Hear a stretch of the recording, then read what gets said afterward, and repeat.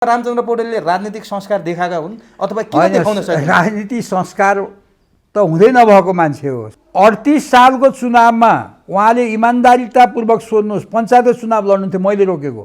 यति दुःख दिएको छ, यस्तो मान्छे, यस्तो हराम मान्छेको जन्म तनहुँमा हुनु, यो त हाम्रो लागि दुर्भाग्य भयो, तनहुँको लागि दुर्भाग्य। म सहमहामन्त्री हुँदा शेरबहादुर र रामचन्द्र दुईटै कार्यसमितिको सदस्य थिए।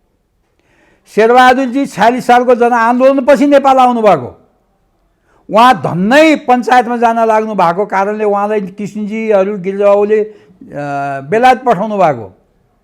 रामचन्द्र पौडेलजीलाई 35 सालमा मैले कार्यसमितिको सदस्य बनाएको। म इमान्दारीका साथ पशुपतिनाथलाई कसम खाएर म भन्छु, गोविन्दराज जोशीको छोरा हो यो, यसलाई मार भनेर हानेको भन्छ उसले। है त्यो आक्रमण गर्दा होइन, उहाँले जो लठैतहरू लानुभएको थियो उनीहरूले कटुवा बन्दुक पनि लिएर गएका थिए। उहाँले आफ्नै तर्फबाट गोली हान्न खोज्या हो। गोली नहानेकोमा उहाँको आक्रोश छ। उहाँको भाइ, उहाँको भतिजा जसले ढुङ्गाले मात्रै हाने।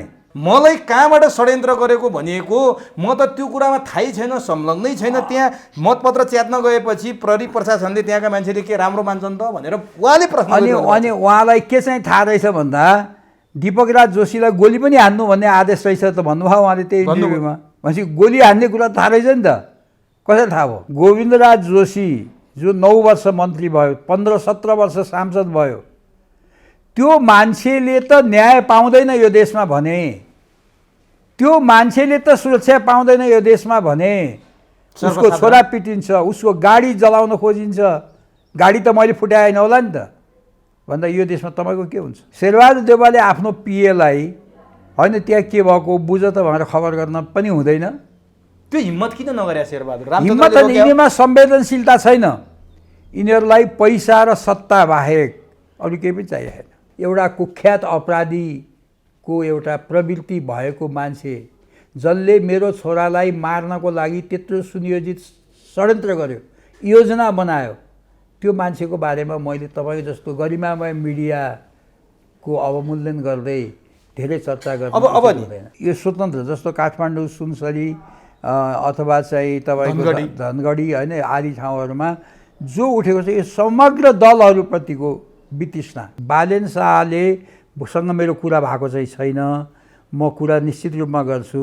काठमाडौँ नगरपालिकाको मेयर भएको कारणले गर्दा, स्वतन्त्र उम्मेदवार भएर यो अभियानलाई अग्रणी भूमिका निर्वाह गरेको कारणले गर्दा यो बारेमा उहाँले पनि सोच्न पर्छ भन्ने मलाई लाग्छ। उसैको गाउँ 52 पोखरामा 300 भोटले हारेको गएको चुनाव, त्यो पनि गोविन्दराजको कारण भनेर उसको गाउँमा पनि मैले हराएको, उसको श्रीमतीलाई पनि भोट नहाल भनेर मैले भनेको। यो सब चाहिँ एउटा राष्ट्रिय रूपमा नै दलको नेताहरूलाई वार्निङ दिया हो।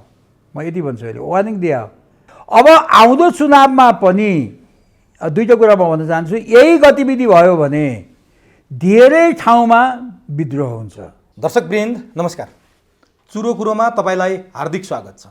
हामी आज चुरो कुरोमा भर्खरै सम्पन्न स्थानीय निर्वाचन सँगसँगै देशको राजनीति र भावी राजनीति कता जाँदैछ, के स्थानीय तहको निर्वाचन हुनु नै 62-63 पछि ल्याइएको सङ्घीय लोकतान्त्रिक गणतन्त्र संस्थागत हुनु मानिन्छ या मानिँदैन? यो परिवर्तन गर्ने, यो परिवर्तनको नेतृत्व गर्नेहरूले आजभोलि भन्न थालेका छन् कि यो व्यवस्था धर्मरायो भनिन्थ्यो, तर स्थानीय निर्वाचन सम्पन्न भइसकेपछि यो व्यवस्था संस्थागत रूपमा गयो। अब सङ्घ र प्रदेशको चुनाव भइसकेपछि सम्पूर्ण कुरा यो सङ्क्रमण काल नै सकिन्छ र देश स्वर्ण युगमा, विकासको युगमा प्रवेश गर्छ भनिरहेका छन्। के यो वास्तविक साँचो कुरा हो? र अहिले स्थानीय तहको निर्वाचनमा सबैभन्दा ठुलो बनेको नेपाली काङ्ग्रेसका नेताहरूले भन्न थालेका छन्, वास्तवमा नेपाली काङ्ग्रेसको लोकप्रियता, जनप्रियता उस्तै छ, घटेको छैन, झन बढेको छ। नेपाली काङ्ग्रेस ठुलो पार्टी हुनुले यही सङ्केत गर्छ भन्नेहरू छन्। तर कतिपय काङ्ग्रेस बुझेका मान्छेहरूले यो काङ्ग्रेस मोटाएको होइन, काङ्ग्रेस फुलेको हो, सुन्निएको हो पनि भनेका छन्। वास्तवमा काङ्ग्रेसले ल्याएको जनमतले काङ्ग्रेसको लोकप्रियतालाई व्याख्या गर्छ कि त्यो भित्र अरू कुनै तिगडमहरू छन्? यो पनि जान्ने प्रयास गर्नेछौँ। र समग्रतामा देशको भविष्य कता जाँदैछ, नेपाली काङ्ग्रेसको भविष्य के साँच्चीकै स्वर्णिम कालमा स्वर्णिम युगमा प्रवेश गर्दैछ कि त्यो भित्र अरू कुनै बाधा व्यवधानहरू छन् र त्योभन्दा महत्त्वपूर्ण कुरा देशव्यापी रूपमा देखिएका स्वतन्त्र उम्मेदवार र जितेका केही प्रतिनिधि पात्रले के सङ्केत गर्छ कि अब स्वतन्त्रको माहौल चल्न थालेको सङ्घ र प्रदेशमा यसको सङ्केत के हुनसक्छ।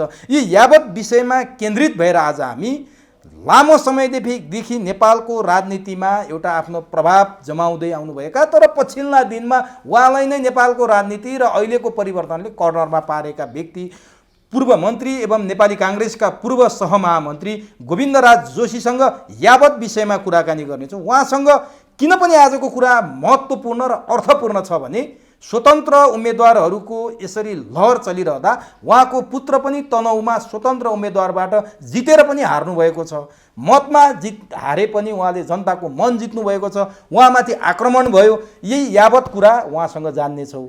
त्यसका निमित्त म चुरोकुरोमा पूर्व मन्त्री एवं नेपाली काङ्ग्रेसका पूर्व सहमहामन्त्री गोविन्दराज जोशीलाई स्वागत गर्छु। यहाँलाई चुरोकुरोमा हार्दिक स्वागत छ। धन्यवाद। तपाईँ लगभग 1.5-2 महिना तनहुँमै तपाईँकै गृह जिल्लामा चुनावी कार्यक्रममै व्यस्त हुनुभयो। तपाईँलाई म तनहुँ आएर पनि भेटेँ, त्यहाँको माहौल पनि हेरेँ। तपाईँको त्यो यो उमेरमा सक्रियता पनि एकदमै लोभलाग्दो थियो। देशव्यापी रूपमा स्थानीय तहको निर्वाचनको नतिजा सार्वजनिक भइसकेको छ। तपाईँले त आफू गृहमन्त्री भएर पनि थुप्रै निर्वाचन गरेको मान्छे। अहिलेको यो निर्वाचनको जुन परिणाम, निर्वाचन गर्ने तौर तरिका, निर्वाचनमा देखिएका जुन झाँकीहरू छन् नि, ब्यालेट बक्स खोज्नेदेखि आक्रमणसम्मका, यी सम्पूर्ण कुरालाई एउटा वरिष्ठ राजनीतिज्ञ र पूर्व मन्त्रीको हिसाबले कसरी निहाल्नुभयो, कसरी विश्लेषण गर्नुभयो भने यहाँबाट सुरु गरेँ। यो मलाई उमेशजी के भन्दाखेरि मलाई त्यो दिनको याद आउँछ जुन बेला स्थानीय निकायको निर्वाचन गर्ने कुरा को लागि ऐन ल्याइँदै थियो। त्यो बेला पनि एउटा कुरा के बहसमा आएको थियो भने स्थानीय निकायको चुनाव चाहिँ दलीय आधारमा गर्ने कि नगर्ने। त्यसपछि भर्खरै प्राप्त भएको लोकतन्त्र, यो लोकतन्त्रलाई तलैसम्म पुर्याउनको लागि चाहिँ यो स्थानीय निकायहरूलाई दलीय आधारमा गर्नुपर्छ भन्ने पक्षको बहुमत भयो र मतलब बहुमत भने विचारमा बहुमत भएर यसलाई दलीय आधारमा हामीले गाउँसम्म लग्यौँ। अहिले तपाईँले जुन कुरा उठाउनु भएको छ, यदि यो चाहिँ दलीय आधारमा स्थानीय निकायको निर्वाचन नभएर इन्डिपेन्डेन्ट व्यक्तिहरू हैन आउन सक्ने एउटा वातावरण बनाइदिएको भए सायद यो स्थानीय निकायको निर्वाचनमा यत्रो माडतोडमा हैन गर्ने, लुटपाट गर्ने, हैन ब्यालेट बक्सै बोकेर घरतिर आक्रमण गर्ने, यो सब पुरा हुँदैन थियो हैन। त्यसकारणले हामीले त्यो गलत निर्णय गरेछौँ जस्तो मलाई लाग्छ। र स्थानीय निकायको निर्वाचनलाई अहिले जसरी पार्टीले कब्जा जमाउने, ओडालाई पार्टीले कब्जा गराउने, कब्जा गरिसकेपछि त्यो ओडा एउटा पार्टीको या त्यो नगरपालिका एउटा पार्टीको पक्षमा प्रयोग गर्ने हुँदाखेरि यसले कुनै पार्टीको प्रभाव नेपाली राजनीतिमा देखियो होला बहुमतको आधारमा, तर दूरगामी परिणाम चाहिँ यसले राम्रो गरेन भन्ने मलाई लाग्छ। किनभने यी स्थानीय निकायहरू त स्थानीय मान्छेहरूको आवश्यकता अनुसार त्यहाँको कुलो, पानी, बाटो, स्कुल हैन यो अनुसार चाहिँ गर्ने। अब अहिले कस्तो छ, गएको 5 वर्ष पनि त्यस्तै भयो। कुन पार्टीले जितेको छ त्यहाँ त्यो पार्टीले अरू पार्टीलाई त देखै नसहने। अब आफ्नै पार्टीको पनि कुन चाहिँ गुटको त्यो मेयर, उपमेयर, अध्यक्ष, उपाध्यक्ष या वडा अध्यक्ष छ त्यो पार्टी बाहेक अरूको लागि चाहिँ त्यो एकदम पराईको घर जस्तै भयो। मैले आफैले तनहुँ जिल्लामा भोगेको छु। तनहुँ जिल्लामा काङ्ग्रेसले धेरै नगरपालिकाहरू काङ्ग्रेसले जित्यो, बहुमत। जिल्ला समन्वय समिति पनि काङ्ग्रेसको भयो। तर त्यति बेलासम्म म पार्टीभित्रै थिएँ, मैले पनि चुनावमा सक्रिय भूमिका खेलेको। तर चुनाव जितिसकेपछि त्यो मेरो गुटको रहेन, अर्कै गुटको रह्यो। अब हामीले त्यहाँ 1 रुपैयाँ कुनै पनि नगरपालिकाबाट विकासको लागि लिन सकेनौँ। हाम्रो निवेदनै त्यहाँ दर्ता हुँदैन थियो, किनभने हामी अर्को गुटका थियौँ। पार्टीभित्रको फरक गुट हुँदा त यो भयो भने फरक पार्टीले के हो? फरक पार्टीको योभन्दा अझ उनीहरूले त आशै गरेनन्। हामीले त आशा गरेर नपाएको हुनाले मैले यति भनेको, फरक पार्टीका मान्छेहरूको त कुनै त्यहाँ पहुँच थिएन। त्यसो भए एउटा अन्यथा नलागोस्, एउटा चाहिँ हामी एउटा विषयमा छलफल गरौँ न। चुनावभन्दा अगाडि चुनावकै सङ्घारमा प्रधानमन्त्री पत्नी डाक्टर आरजू देउवालले डडेलधुरा पुगेर भन्नुभएको थियो काङ्ग्रेसले नजितेका पालिकामा हामी केन्द्रबाटै बजेट रोक्छौँ भनेर भन्नुभएको थियो। यो ध्रुव सत्य साँचो कुरा बोल्नुभयो उहाँले? होइन, उहाँले बोल्नु भएको कुरो मैले पनि अब भिडियोमा हेरेको हो। हजुर, त्यो त अत्यन्तै अप्रजातान्त्रिक कुरा हो होइन। अब त्यस्तो कुराले मैले अहिले भने नि, अब स्थानीय निकाय निर्वाचनमा ठिक छ, अहिले पनि दलीय आधारमा निर्वाचन भए पनि निर्वाचन समाप्त भइसकेपछि त्यो गाउँपालिका, त्यो नगरपालिका, त्यो वडा त त्यो वडावासी सबैको हुन्छ नि त। त्यसले खोलेको स्कुलमा, त्यसले बनाएको स्कुलमा, त्यसले बनाएको बाटोमा सबै मान्छे हिँड्छन् नि त। त्यो चाहे एमाले बनाओस्, चाहे माओवादीले बनाओस्, चाहे काङ्ग्रेसले बनाओस्। अब तपाईँको काङ्ग्रेसले नजितेको वडामा होइन, यो चाहिँ बजेटै जाँदैन। हुन त बजेट कसरी जान्छ भन्ने कुरा पनि उहाँलाई थाहा नभएर त्यो बोल्नुभयो जस्तो लाग्छ। तर त्योभन्दा यो प्रजातन्त्रको खिल्ली उडाउने के हुन्छ भन्नुहोस् त। त्यसो भए तपाईँले स्थानीय तहको निर्वाचनमा दलविहीन तरिकाले चुनाव लड्नु, जसरी तपाईँको पुत्र लड्नुभयो, त्यो मैले उदाहरणको लागि भने स्वतन्त्र उम्मेदवार भयो भने त्यो कुनै पार्टीको हुँदैन र त्यो कतैतिर लाग्नुपर्ने जरुरी पनि हुँदैन, यो तपाईँले ठिक भन्नुभएको छ। तर तपाईँले राजनीति गरेको निकै लामो समय भयो, 48 सालपछि झन्डै 62-63 सालसम्म त तपाईँ निरन्तर सत्ताको पार्टीको पनि सत्तामा बस्नुभयो र सरकारको पनि देशको पनि सत्तामा बस्नुभयो। 49 र 54 सालमा चुनाव पनि भयो, स्थानीय तहको अभ्यास भयो। त्यति बेला तपाईँले अहिले परिकल्पना गरेको दलविहीन थियो अथवा दलकै प्रतिनिधि भएर चुनाव लडेको थियो? दलकै प्रतिनिधि, त्यो त दलकै हो। मतलब ऐन नै दलीय आधारमा चुनाव गर्ने गरी भयो। तर अहिले चरममा पुगेछ क्या त्यो। त्यो बेला पनि हो, त्यो बेला पनि मैले भने अब त्यो ऐन बनाउने बेलामा म सरकारमै थिएँ। तपाईँ स्थानीय विकास मन्त्री पनि सायद हुनुभएको छ। यो स्थानीय विकास मन्त्री पनि म भएँ र मैले मेरो सोचाइ अब त्यो हामीहरू त्यो सोचाइको थियौँ कि होइन दलविहीनताको आधारमा गऱ्यो भने राम्रो हुन्छ भन्ने कुरा। तर अब समग्रमा निर्णय गरेपछि त्यो मेरो पनि निर्णय हो। तर नि तपाईँले यो कुरा भनिरहँदा तपाईँकै जिल्लाका अहिले नेपाली काङ्ग्रेसका वरिष्ठ नेता हुनुहुन्छ रामचन्द्र पौडेल, उहाँको पनि मैले केही दिन अगाडि अन्तर्वार्ता सुने, तपाईँकै भाषा बोल्नु भएको छ, स्थानीय तहमा दलविहीन हुनुपर्छ भनेर उहाँ पनि बोल्नु भएको छ। यो ऐन नियम बनाउन मैले पनि सहयोग गरेको थिएँ भनेर उहाँले पनि बोल्नु भएको छ। अब यो कसले रोक्यो त? यो होइन, उहाँले त अब यो मलाई उहाँको नाम लिन क्षुद्र मान्छेको लिन मन लाग्दैन। उहाँले के भन्नुहुन्छ त्यसलाई उल्ट्याएर बुझ्नुहोस्। ठ्याक्कै उहाँले घाम लाग्यो भने पानी आएको बुझ्नुपर्छ। त्यहाँ उहाँ नै स्थानीय विकास मन्त्री हुनुहुन्थ्यो। उहाँले त्यो दलविहीनता भएको चाहिँ ड्राफ्ट एकचोटि हेर्नु नि तपाईँले। मैले गरेको हो भन्नुभएको छ है, उहाँले बोल्नु भएको छ। होइन, उहाँ त स्थानीय विकास मन्त्री भएको हुनाले उहाँले नै ल्याएको ऐनमा कहीँ त्यो कुरा उल्लेख छैन। अनि कसरी गर्ने उहाँले? अहिले त उहाँ ऐन त पार्लियामेन्टले पास गरे हो नि। पार्लियामेन्टमा स्थानीय विकास मन्त्रालयले पेस गरेको ऐनमा त्यो कुरा रहेछ भने उहाँले भने ठिक हो। रहेछ भने तपाईँले चाहिँ गर्नुभएको थियो, तपाईँले चाहिँ पार्लियामेन्टमा पेस गर्नुभएको थियो? मैले होइन, उहाँले पेस गर्नुभयो। हाम्रो क्याबिनेटमा छलफल हुँदाखेरि मैले ओपिनियन राखेको। मैले धेरै ठुलो योगदानको म त्यसमा पार्ट दिन चाहन्न। यद्यपि त्यसमा मेरो अब सबले भने, पार्टीले भने ठिकै छ, मैले त्यसमा फेरि भयङ्कर असहमति जनाएको पनि होइन, नचाहिँदो गफमा लाउन चाहन्न। तर अहिले आएर चाहिँ वास्तवमा त्यो गल्ती भएको रहेछ भन्ने कुरा महसुस भयो। यो चुनावले चाहिँ छर्लङ्ग पारे। अब नि जस्तो यो चुनावमा देखिएका, मैले त झाँकी भनेर सम्बोधन गरेँ, गलत भए माफ पाऊँ आम दर्शक सरकारसँग।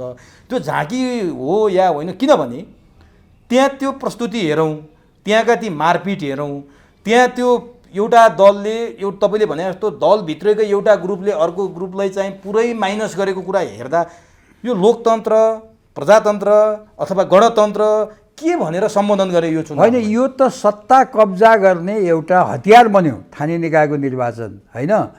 तपाईँले भारत सबभन्दा ठुलो प्रजातान्त्रिक मुलुक, त्यहाँ स्थानीय निकायको त्यहाँ नि गाउँ पञ्चायत के हुन्छ नि त होइन, जिल्ला पञ्चायत हुन्छ। भारतको प्रधानमन्त्री त्यो चुनावमा कहीँ हिँडेर सुन्नुहुन्छ? छैन, सुन्नुहुन्न। अब यहाँ तनहुमै कुरा गर्दा हामीहरू पनि यो र्याली नगरौँ, आमसभा नगरौँ भन्ने पक्षमा थियौँ। अब प्रधानमन्त्री आफै जानुभयो, हाम्रो विरुद्धमा खुलेर दीपकराज जोशीलाई जितायो भने त यहाँ देश अन्तर्राष्ट्रिय षड्यन्त्रको अखाडा बन्छ भन्नुभयो। उहाँले पुरा जिल्लाभरिका सारा बस ल्याएर चाहिँ आमसभा गर्नुभयो। अब गरेपछि काउन्टर त हामीले दिनु पऱ्यो नि त। भन्दा सरकारमै रहेका मान्छेहरू यति गैर जिम्मेवार छन्। स्थानीय निकायको निर्वाचन हो, गाउँका मान्छेले पार्टीकै रूपमै भएछ, गाउँका मान्छे जसलाई मन लाग्छ त्यसलाई गर्नुहोस् भनिदिएको भए यसमा सर्वदलीय सहमति गरेको भए पनि हुन्थ्यो। सर्वदलीय सहमति पनि कहीँ कतै देखिएन।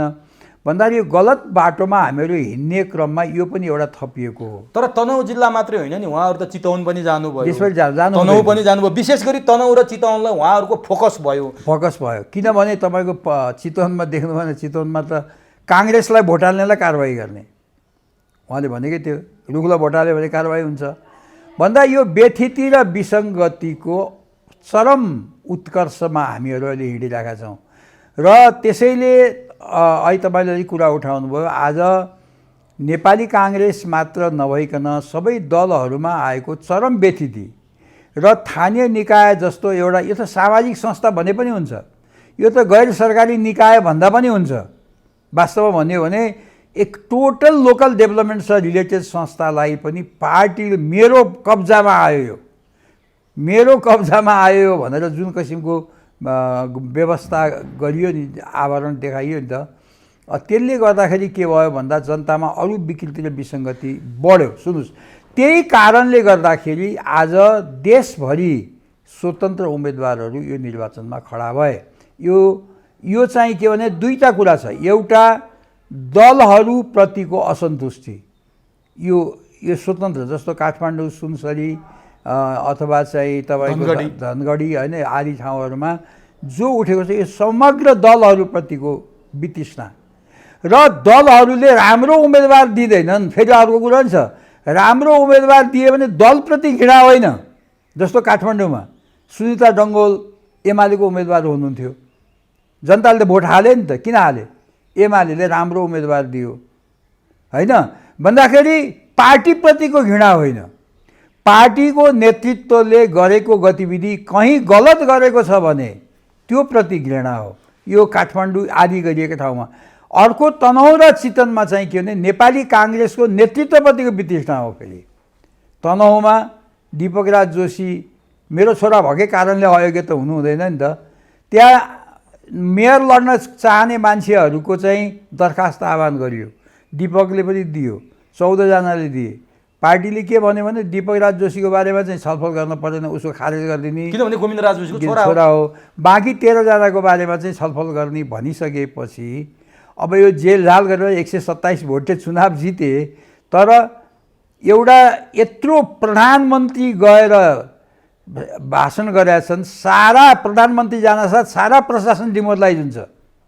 प्रधानमन्त्रीको एगेन्स्टमा स्याएको सिडिओ एसपी, तनहुँको दुर्घटना जो रिस्तीमा भयो, जो रामचन्द्र पौडेलजीको डिजाइनमा इसारामा उहाँ आफै बसेर जो गर्न लगाउनु, तर उहाँले ठाडै अस्वीकार गर्नुभएको छ। यो रिस्ती मेरो गाउँ हो, मेरो मत हाल्ने ठाउँ त्यहाँ पनि होइन, म त्यो ठाउँमा पुगेकै छैन, म 2 दिनपछि गएको छु मेरो कुल पूजा गर्न, मलाई कहाँबाट षड्यन्त्र गरेको भनिएको म त त्यो कुरामा थाहै छैन, संलग्नै छैन। त्यहाँ मतपत्र च्यात्न गएपछि प्रहरी प्रशासनले त्यहाँका मान्छेले के राम्रो मान्छन् त भनेर उहाँले प्रश्न गर्नुभएको। अनि उहाँलाई के चाहिँ थाहा रहेछ भन्दा दीपकराज जोशीलाई गोली पनि हान्नु भन्ने आदेश रहेछ त भन्नुभयो उहाँले त्यही इन्टरभ्यूमा। भनेपछि गोली हान्ने कुरा थाहा रहेछ नि त, कसरी थाहा भयो भन्दाखेरि मतपत्र च्यात्नेलाई गोली हान्ने अधिकार पनि छ प्रहरीलाई भन्न खोजे हो। होइन हो कि त भएन नि। उहाँ यस्तो बेलामा गोली पनि हान्नु भन्ने थियो। हुन त तथ्य कुरा के भने उहाँले जो लठैतहरू लानुभएको थियो उनीहरूले कटुवा बन्दुक पनि लिएर गएका थिए। उहाँले आफ्नै तर्फबाट गोली हान्न खोजे हो। गोली नहानेकोमा उहाँको आक्रोश छ। उहाँको भाइ, उहाँको भतिजा जसले ढुङ्गाले मात्रै हाने। तर उहाँले के भन्नुभयो भने टाउकोमा अलिअलि आएको रगतलाई लतपत पारेर चाहिँ सेन्टिमेन्ट क्यास गर्नलाई त्यो सबै नाटक गरिएको नौटङ्की त्यहाँसम्म भन्न होइन हो। कोही पनि मान्छे ल भइगयो, दीपकराजले त टाउकोमा अलिअलि रगत आउने किन हिँड्नु पऱ्यो, ल हाने अरे, त्यति पाइयो अरे। उहाँलाई वरिष्ठ नेता भए हुनाले मान्छेको टाउकोमा रगत आउने जति हान्न पाइयो। दमौलीको डाक्टरहरूप्रति पनि उहाँको अविश्वास, उहाँले किन पोखरा पठाए, पोखरा फिस्टेल हस्पिटलमा उपचार भयो, त्यहाँबाट काठमाडौँ किन पठाइयो, काठमाडौँमा यो फ्रन्टलाइन हस्पिटल त्यत्रो रिपुटेड हस्पिटलले पनि त केही नभइकन चाहिँ त्यसै भर्ना लिएर आइसियुमा राख्यो होला। अहिले त त्यसपछि इन्डियासम्म उसले इन्डियाको मैदान त पठायो। मतलब यो सबै डाक्टरहरू बेकुब र आफू असल हो भन्ने त्योभन्दा पाखण्डी कुरा के हुन्छ? त्यस त्यस्तो पाखण्डीको कुरालाई आधार बनाएर तपाईँहरूले धेरै कुराको विश्लेषण तर मलाई मात्रै होइन, धेरै जनतालाई लागेको एउटा कुरा म तपाईँलाई सोध्छु। तपाईँहरूको राजनीतिक लडाइँ भयो होला, राजनीतिक लडाइँ अलिकति शिष्ट भयो भने नि मान्छेले त्यो राम्रो मान्छन् क्या त्यो प्रतिस्पर्धालाई। गोविन्दराज जोशी र रामचन्द्र पौडेल उमेरले पनि हाराहारी, राजनीतिक हिसाबले पनि हाराहारी भएको मान्छेले के कल्पना गरेका थिए, के आशा गरेका थिए भने नि रामचन्द्र पौडेलको सत्तामा हुँदा गोविन्दराज जोशीका छोरा कुटिनु भयो, कम्तीमा अस्पतालमा रामचन्द्र पौडेल भेट्न जानु पर्थ्यो, एउटा राजनीतिक संस्कार सँगै मन्त्री भएको एउटै पार्टीमा बसेको, त्यो पनि गर्नु भएन। ल ठिकै छ, एउटा विज्ञप्ति निकाल्नु पर्थ्यो उहाँको स्वास्थ्य लाभको कामना गरेर, त्यो पनि गर्नु भएन। ल ठिक छ, कम्तीमा यस्तो फटाइ कुरा नबोलिदिया भए हुन्थ्यो रामचन्द्र पौडेलले भन्ने हामी सुन्छौँ के बाहिर। वास्तवमा रामचन्द्र पौडेलले राजनीतिक संस्कार देखाएका हुन् अथवा किन देखाउन सक्दैन? राजनीतिक संस्कार त हुँदै नभएको मान्छे हो। सुन्नुहोस्, एउटा कुरा के हो भने ल भइगयो, उसलाई चाहिँ त्यो घटना आफैले घटाए पनि तपाईँको एउटा बिचबिचको वक्तव्य हुन्छ नि, मेरै गाउँमा यस्तो घटना घट्यो, त्यो मलाई दुःख लागेको छ भनेपछि कसैको पक्ष विपक्ष लिएको भएन नि त। त्यो पनि नभनिकन उल्टो त्यहाँ जाने मान्छेहरूलाई त्यसलाई चाहिँ पुरै अपाङ्ग बनाएर किन उ गरेनौ त? हुन त त्यो घटनामा मेरो छोरा बरोबर आएर त्यो हस्पिटलमा आउँदाखेरि होसमा थिएन। गोविन्दराज जोशीको छोरा हो यो, यसलाई मार भनेर हानेको भन्छ उसले। है त्यो आक्रमण गर्दा होइन, अब मार भनेर हानेको। अर्को कुरा के थियो भने ल त्यो सिडिओले प्रशासनले मतपत्र च्यात्नेलाई त गोली हान्नु भन्ने आदेश रहेछ, अनि मेरो गाडीलाई पल्टाएर आगो लाउन खोज्नु पनि आदेश थियो। गाडी त फर्लङ्गै पल्टाइया थियो। गाडी किन तपाईँले देख्नुभयो होला फोडेर होइन? अनि गाडी किन गोविन्दराज जोशीको गाडी पनि पल्टाउनु भन्ने पनि आदेश सिडिओको रहेछ भने त्यो अर्को कुरा हो। होइन भने या त सिडिओ रामचन्द्र पौडेल र एसपी बसेर त्यो आदेश दिनु पर्यो, नभए दिएकै रहेछ भने पनि उसलाई कसरी थाहा हो? त्यस कारणले यो सुनियोजित घटना हो। र अचम्मको कुरा मलाई तपाईँ भन्दा पनि टाढा म के जान्न चाहन्छु भने त्यो त दुच्छर हो, त्यसले त्यो कुरा त्यस्तो उसबाट त्यति धेरै मानवीय कुरा, मानवीय मर्यादाको कुरा। म पनि गृहमन्त्री भएर बसेँ, सरकारमा मन्त्री भए, कतिपय विपक्षी दलका मान्छेहरू मर्छन्, त्यो स्वाभाविक हो। दुर्घटनामा मर्लान्, कालगतिले मर्लान्, कहीँ के होला, त्यहाँ त गएर सरकारले त गएर चासो लिनुपर्छ पर्दैन? म गृहमन्त्री हुँदा त्यस्तो धेरै घटनाहरू घटे, हामीले त गएर चासो लियौँ होइन, संवेदनता देखायौँ। प्रधानमन्त्री देउबाको तर्फबाट तपाईँले कुनै सरकारबाट मलाई त किन आउनु, र त्यही बिरामीलाई पनि शेरबहादुर देउबाजीको त्यो दुत्सर रामचन्द्र जस्तो दुत्सर व्यक्तिले त गर्ने कुरै भएन। शेरबहादुरको प्रधानमन्त्री हो, म दीपक नेपाली नागरिक त हो नि, एउटा नक्कली कुरा नै होला। रामचन्द्र पौडेलले भनेको कुरा पत्याए पनि टाउकोबाट रगत त आएको रहेछ नि त। शेरबहादुर देउबाले आफ्नो पिएलाई होइन त्यहाँ के भएको बुझ त भनेर खबर गर्न पनि हुँदैन।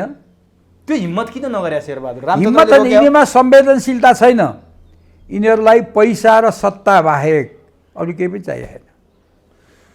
एउटा कुरा नि, जस्तो त्यो प्रश्न मान्छेहरूमा उठिरहेछ, तपाईँले भनेको कुरा, रामचन्द्र पौडेलले भनेको कुरा, तपाईँ दीपकराज जोशीको बुबा नभएर बोल्दै गर्दा, एउटा पूर्व गृहमन्त्री, पूर्व मन्त्री, एउटा राजनीतिज्ञको हिसाबले बोल्दा खासमा रिस्तीमा भएको के हो? हुन त धेरै मान्छेले सोधिसके यो कुरा, पुरानो पनि होइन। खास सुन्नु न, सिधै कुरा के हो भने रिस्तीमा ल भइगयो, दीपकराज त्यहाँ जाँदै त्यो 200-250 गुन्डाहरू त जाँदैन थियो होला नि त। दमौलीबाट त्यो गुन्डाहरू लैया छ, अन्त पोखराबाट चितवनबाट सारा तयारी थियो त्यहाँ। सुन्नुहोस्, र त्यो तयारी भइसकेपछि अन्तिमतिर जस्तो त्यो दिन चाहिँ 900 भोट खसेको थियो, 500-600 खस्न बाँकी थियो, अन्तिमतिर त्यो 600 भोट एक छापे लगाएर हाल्ने। त्यसको लागि तपाईँको मतदान अधिकृत यो अर्को जो मेयरको उम्मेदवार थियो रामचन्द्र पौडेलको अनुकूलको मान्छे त्यहाँ लगिया थियो, जसले यो दुर्घटना सिर्जना गर्यो। किनभने त्यहाँ त दीपक पुग्नुभन्दा अगाडि एमाले र हाम्रो त एजेन्ट बाहिर गइसकेका थिए, त्योभन्दा अगाडि 1.5 घन्टा अगाडि मतदान स्थगित भएको थियो। त्यो समस्या समाधान नगरिकन एकलौटी त्यही बेला सुरु गर्यो मतदान अधिकृतले, मतलब नेपाली काङ्ग्रेसको उम्मेदवारको एजेन्ट राखेर अब जो आउँछन् त्यो त सेटिङ थियो, गर्ने तयारीमा थियो भन्दाखेरि त्यो घटना हुनुभन्दा अगाडि त्यो 200-250 मान्छे दीपक राज त्यहाँ जान्छ अनि मतपत्र च्यात्छ भनेर आएको होला त। त्यो सुनियोजित डिजाइन थियो, त्यो दीपकलाई पनि थाहा थियो। म इमान्दारीका साथ पशुपतिनाथलाई कसम खाएर म भन्छु, मैले दीपकलाई सबै भन्दा गाडीमा 2-4 मान्छे बलियो मान्छे लिएर जानु भनेर मैले भनेको थिएँ बिहान। तपाईँले सङ्केत पाइसक्नु भएको थियो? मलाई थाहा थियो, तर अब त्यो भन्दा पनि जम्मै कुरा भएन। उसले 2-4 मान्छे लिएर पनि गएको, त्यो 4 मान्छेको के लाग्थ्यो होइन, केही लागेन। अनि त्यो गाडी बिग्रियो उसको बिहान बाटोमा जाँदा अनि मैले मेरो गाडी रिप्लेस गरेर मेरो गाडीमा ऊ त्यहाँ गयो। गइसकेपछि उनीहरूलाई थाहा छ दीपक राज जोशी सधैँ चढ्या गाडीमा होइन भन्दाखेरि रेकिङ भइरहेको रहेछ नि त। आधा बाटोमा गएपछि गाडी चेन्ज गरेको भनेपछि त्यो मेरो गाडी त्यहाँ गएको छ भन्ने कुरा पनि उसलाई थाहा रहेछ।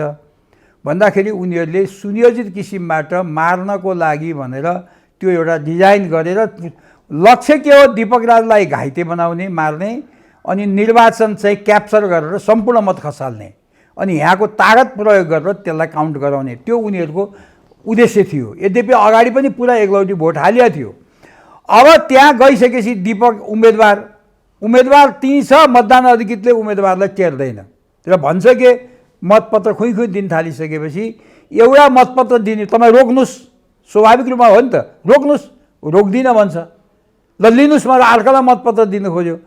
एउटा मतपत्र मतदान अधिकृतले एउटा टुँडोमा, अर्को मतदाताले एउटा टुँडोमा, दीपकले एउटा टुँडोमा समात्दाखेरि कोही त्यहाँ त थुप्रै गुन्डाहरू थिए नि, त्यो मार भएर आए। त्यहाँ कसले च्यात्यो या 3टाले छोड्दाखेरि च्यातियो अनि दीपकको टाउकोमा ढुङ्गाले हाने, रड प्रहरीले हो कि त्यो हानेको चाहिँ त्यहाँका रामचन्द्र पौडेल? त्यो त रामचन्द्र पौडेलको भाइ ओजराज पौडेलको सक्रियतामा, उसैको लिडरसिपमा रामचन्द्र पौडेलको भतिजो ओजराजकै छोरो उद्धव पौडेल आफैले हानेको। के को प्रहरीले हान्ने विचार? अहिले एउटा कुरा त्यही के अरे अस्थायी म्यादी पुलिसले लाठी हान्छ अनि म्यादी पुलिसले फलामको छड लिएर जान्छ, म्यादी पुलिसले ढुङ्गा पनि बोकेर जान्छ भने यो सुनियोजित आक्रमण थियो। यो सुनियोजित, र मैले अगाडि पनि ठाउँमा भने रामचन्द्र पौडेलले ममाथि पहिला भुमरसेमा पनि मार्न यसले कोसिस गर्यो। मेरो गाउँमा गएर सारा त्यो 64को चुनावमा रातभरि अन्धाधुन्ध मारपिट गरायो। मैले उसले धेरैचोटि कोसिस गरेको थियो। अहिले चाहिँ के अरे मेरो छोरा त्यहाँ चाहिँ जुन किसिमबाट, अब मलाई थाहा छैन, मैले पठा पनि होइन, तर अब उठ्छु भनिसकेपछि स्वाभाविक रूपमा मेरो कर्तव्य पनि भयो। फेरि एउटा दरो उम्मेदवार चाहिए पनि थियो, जो पायो उसलाई। दीपकले त यस्तो गर्ने मान्छेले अरू कोही मान्छे न उठ्न तयार हुन् न उठेर टिक्न तयार हुन् अनि उसलाई ठुलो वास्तवमा जसरी पनि जित्न पर्ने, जित्ने सम्भावना थिएन। भने त्यो रिस्टीको भोटले नै जित्न खोजेका थिए उनीहरूले कि रिस्टीको भोटले उनीहरूको क्यालकुलेसन ठिक रहेछ। अहिले त 127 भोटको फरक हो। रिस्टीमा त्यो घटना नघटेको भए त्यो दिन अरू 600 भोट एकलौटे हान्छे। भने उनीहरूले रिस्तीबाटै जित्ने क्यालकुलेसनमा थिए। ल ठिक छ, त्यो मत गणनाको त हामी आउला। तपाईँले अघि भन्नुभयो नि रामचन्द्र पौडेलले ममाथि नै 2 पटक आक्रमण गर्न खोजे, पार्टी एउटै, जिल्ला एउटै, अझ हिजो काङ्ग्रेस फुटेर प्रजातान्त्रिक र काङ्ग्रेस हुँदा पनि एउटै पार्टी तपाईँहरू। रामचन्द्र पौडेल र गोविन्दराज जोशीको यो साँढेको जुधाइ छ नि, बाछाको मिचाइ किन भएको छ? यो हुँदै होइन, यो केही पनि होइन। हेर्नुहोस्, वास्तवमा एउटा अलिकति के भयो भन्नु होला भने 17 साल पछाडि तनहुँमा नेपाली काङ्ग्रेस सङ्गठन गर्ने कुरामा मेरो भूमिका छ। देशभरिको कुरा मेरो कति योगदान होला त्यो पार्टीले मूल्याङ्कन गर्ला, इतिहासले मूल्याङ्कन गर्ला। तनहुँमा नेपाली काङ्ग्रेसको पञ्चायत दिनहरूमा काङ्ग्रेसको सदस्य बन्ने भएर बुढी अमलामा रगत निकालेर पिनले ल्याप्चे लगाएर सदस्य बन्नु पर्थ्यो, बडो गाह्रो थियो। त्यो बेलामा बल्ल 10जना मान्छे खोजेर मैले नेपाली काङ्ग्रेस सङ्गठन सुरु गरेँ। रामचन्द्र पौडेलजी त्यहाँ हुनुहुन्थेन। 35 सालमा गिरिजाबाबुले भनेपछि मैले उहाँलाई जिल्ला कार्य समितिको सदस्य बनाएको। मेरो उहाँ चाहिँ 18 सालमा उहाँले भने, तपाईँले सुन्नुभयो होला भिडियोमा, म वामपन्थी पार्टीबाट 6 महिना लाएर काङ्ग्रेसमा आएको भनेर भन्नुभयो उहाँले। मेरो बुवा 7 सालदेखिको कुरा छोडिदिउँ, 15 सालको चुनावको कुरा छोडिदिउँ, 18 सालमा 3 पटक 3 ठाउँमा कुन्छा भन्ने लमजुङको सदरमुकाम थियो, कास्की अञ्चल सदरमुकाम थियो, अनि त्यसपछि यो तनहुँसुरमा थाना चौकी थियो, 3 ठाउँमा उहाँ जेल बस्नुभएको। म पटक पटक आन्दोलनमा लागेँ। मेरो 3टै छोराछोरीहरू विभिन्न पटकको आन्दोलनमा सहभागी थिए र 47 सालको 46 सालको आन्दोलनमा त मेरो 2टै छोरा दीपक दिनेश र म दमौली जेलमा थियौँ। र हाम्रो परिवारगत कुरा गर्दाखेरि तनहुँमा नेपाली काङ्ग्रेसको सङ्गठन गर्ने कुरामा हाम्रो परिवारको ठुलो योगदान छ। र म मान्छु गोवर्धन पोखरेलको मेरोभन्दा पनि बढी छ। उहाँ निर्वासित हुनुभयो, अझै काङ्ग्रेसमा लागेको कारणले उहाँका 2टै आँखा घुम्यो, माचिन्जेल उहाँ दुःख गर्नुभयो, म उहाँलाई सम्मान गर्छु। त्यो बाहेक मेरो परिवारको तुलनै हुँदैन रामचन्द्र पौडेलसित। अब उसको फेरि उहाँको पारिवारिक एक्लै अब विभिन्न कारणले उहाँ चाहिँ तपाईँको अब काङ्ग्रेसमा कसरी लाग्नुभयो। 38 सालको चुनावमा उहाँले इमान्दारितापूर्वक सोध्नुहोस्, पञ्चायतको चुनाव लड्नुहुन्थ्यो, मैले रोकेको। पछि तपाईँको कुन चाहिँ मिडियाले विपिन कोइरालालाई सोद्धाखेरि उहाँहरू चुनाव लड्न तयार हुनुहुन्थ्यो होइन, श्रीभद्र शर्माले रोकेको। श्रीभद्रले होइन, एक्ज्याक्ट उहाँको शब्द छ, जोशीजी हामी छातीमा रगत सुकाएर मर्ने त। अब मैले सम्झाएर उहाँलाई, त्यो मेरो गल्ती, जिन्दगी पश्चाताप हुन्छ तपाईँ? मलाई त्यो कुरामा पश्चाताप हुन्छ। त्यो पञ्चायतमा गइदिएको भए त्यो बेला आनन्दै हुन्थ्यो जस्तो लाग्छ। यति दुःख दियो यसले मेरो परिवारलाई मात्रै होइन, तनहुँका हेर्नुहोस्, आज 8000 मान्छे, आज तनहुँमा त्यत्रो मान्छेहरू स्वतन्त्र किन लड्यो होलान् भन्नुहोस् त? कति दुःख दिया रहेछ यसले। वडा अध्यक्ष, वडा सदस्यहरू होइन, 35,000 लगभग भोट आज हाम्रो स्वतन्त्र कैँची चिन्हले ल्याएको। त्यो त काङ्ग्रेसै हो नि, त्यो काङ्ग्रेसै हो नि, किन गर्यो? यति दुःख दिएको छ। यस्तो मान्छे, यस्तो हराम मान्छेको जन्म तनहुँमा हुनु, यो त हाम्रो लागि दुर्भाग्य भयो, तनहुँको लागि दुर्भाग्य। तपाईँ यसो भन्नुहुन्छ, उहाँले फेरि गोविन्दराज जोशीको नामै नलिकन कोही मान्छे त कसैलाई दुःख दिनै जन्मिया हुन्छन्, तपाईँलाई सङ्केत गरेर मलाई दुःखै दिन जन्मेको मान्छे हो, दुःखै दिने भयो मलाई भन्नुहुन्छ। त्यो दरिद्र मान्छेको बारेमा अब त्यो वास्तवमा मान्छेलाई आफ्नो स्वार्थको लागि मार्नसम्म लगाउने मतियारा भन्छ कानुनमा, योजनाकार पनि त्यत्तिकै अपराधी हुन्छ। अब अहिले शेरबहादुर सरकारमा प्रधानमन्त्री छन्, त्यसले उसलाई कारबाही नहोला होइन, तर मतियारा रामचन्द्र पौडेल हो, मार्न उद्योग गर्ने ओजराज र उसको छोरा। तपाईँले किटानी जाहेरी दिनु भएन? किन नदिने, तर कसले कारबाही गर्ने? तपाईँ यो भन्नुहोस्, गोविन्दराज जोशी जो 9 वर्ष मन्त्री भयो, 15-17 वर्ष सांसद भयो, त्यो मान्छेले त न्याय पाउँदैन यो देशमा भने, त्यो मान्छेले त सुरक्षा पाउँदैन यो देशमा भने, उसको छोरा पिटिन्छ, उसको गाडी जलाउन खोजिन्छ, गाडी त मैले फुटाएन होला नि त भन्दा यो देशमा तपाईँको के हुन्छ?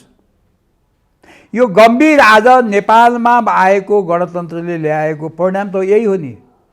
आज कोही मान्छे सुरक्षित छैन। त्यसो भए एउटा कुरा के जान्न मन लाग्यो भने, गोविन्दराज जोशी र रामचन्द्र पौडेलको झगडा, राजनीतिक झगडाले आज तनहुँमा 8-10 हजार मान्छे पार्टीविहीन हुनु परेको छ, कैँची चिन्ह ल्याएर लड्नु परेको छ। तपाईँकै छोराले सुरक्षित भएर राजनीति गर्न सक्ने अवस्था छैन, झन्डै ज्यान गयो, भगवानको कृपाले तपाईँको छोरा जोगिनुभयो भने यस्तो अवस्था जहाँ राजनीति गर्न स्वतन्त्र छैन, जहाँ काङ्ग्रेस भएर काङ्ग्रेस हुन पाइँदैन, म चुनाव लड्छु स्वतन्त्रबाट भनेर सुरक्षित हुन पाइँदैन, यो देशमा लोकतन्त्र छ, प्रजातन्त्र छ, गणतन्त्र छ भनेर गर्व गर्ने ठाउँ कहाँ छ? नेपाली काङ्ग्रेसले त्यत्रो राणा शासनसँग लडेर, पञ्चायतसँग लडेर ल्याएको लोकतन्त्र गणतन्त्र भनेर भन्ने ठाउँ कहाँ रह्यो त? अब त्यो मैले भन्ने भन्दा पनि जनताले तपाईँकै छोरो तर सुन्नुहोस् न, म चाहिँ भने नेपाली काङ्ग्रेसको यत्रो लामो आज 60 वर्ष मेरै भइसक्यो नेपाली काङ्ग्रेसमा क्रियाशील भएको। अब मैले ठिक छ, पार्टीले अब भइगयो, त्यो त गर्नु हुँदैन, मलाई पार्टीबाट निकाल्ने कुनै अधिकार। नेपाल हेर्नुहोस्, प्रजातान्त्रिक मुलुकमा जुन देशमा पार्टी व्यवस्था छ, त्यो देशमा पार्टीको सदस्य बन्ने व्यक्तिको अधिकारलाई कसैले रोक्न सक्दैन। म कुनै पनि पार्टीमा जाने मेरो अधिकार हो, तर जिम्मेवारी दिने, ठिक छ, टिकट नदिने कुरा, टिकट पाउने मेरो अधिकार नहुन सक्छ, मैले माग्न सक्छु। कुनै जिम्मेवारी मैले माग्न नपाउँछु, पार्टीकै सदस्य बनाउने हुन्छु भन्न पनि नपाउने। तर पार्टीको आधिकारिक उम्मेदवारलाई असहयोग गर्ने, होइन पार्टीको आधिकारिक उम्मेदवारलाई हार्ने तपाईँले खेल खेल्न थालेपछि त कारबाही त स्वाभाविक होइन। होला नि। कारबाही भनेको के भन्दाखेरि मलाई जिम्मेवारी नदिने हो होइन। म चाहिँ शेरबहादुर र रामचन्द्र पौडेल भन्दा कुनै पनि कारणले कान्छो होइन, कुनै पनि। अहिले उनीहरू प्रधानमन्त्री भए जे म मान्छु, तर म सहमहामन्त्री हुँदा शेरबहादुर र कुन बेलाको हिसाब गर्ने, म सहमहामन्त्री हुँदा शेरबहादुर र रामचन्द्र दुईटै कार्यसमितिको सदस्य थिए। शेरबहादुरजी 46 सालको जनआन्दोलनपछि नेपाल आउनुभएको, उहाँ धन्नै पञ्चायतमा जान लाग्नु भएको कारणले उहाँलाई किसिनजीहरू गिरिजाबाबुले बेलायत पठाउनु भएको। रामचन्द्र पौडेलजीलाई 35 सालमा मैले कार्यसमितिको सदस्य बनाएको, अनि मैले बिना कारण चाहिँ रामचन्द्र पौडेल जिल्ला कार्यसमितिको जिल्ला कार्यसमितिको म सचिव थिएँ, गोवर्धनजी अध्यक्ष हुनुहुन्थ्यो, मलाई सदस्य बनाएको। अनि के कारण छ मैले शेरबहादुर र रामचन्द्र पौडेललाई चाहिँ मैले मान्न पर्ने? त्यसो भए तपाईँ त्यो काङ्ग्रेसमा किन अट्न सक्नु भएन? किन त्यहाँ काङ्ग्रेस हो त्यही कारण रहन सक्नु भएन? त्यही कारणले म हटिनँ, किनभने मैले सानेपाको पार्टी कार्यालय मैले बनाइदिएको, मैले नबनाइदिएको अहिलेसम्म बन्दैन थियो। तनहुँ जिल्लाको पार्टी कार्यालयमा मैले यो रामचन्द्र पौडेल भन्ने मान्छेले 1 पैसा चन्दा दिएन त्यहाँ।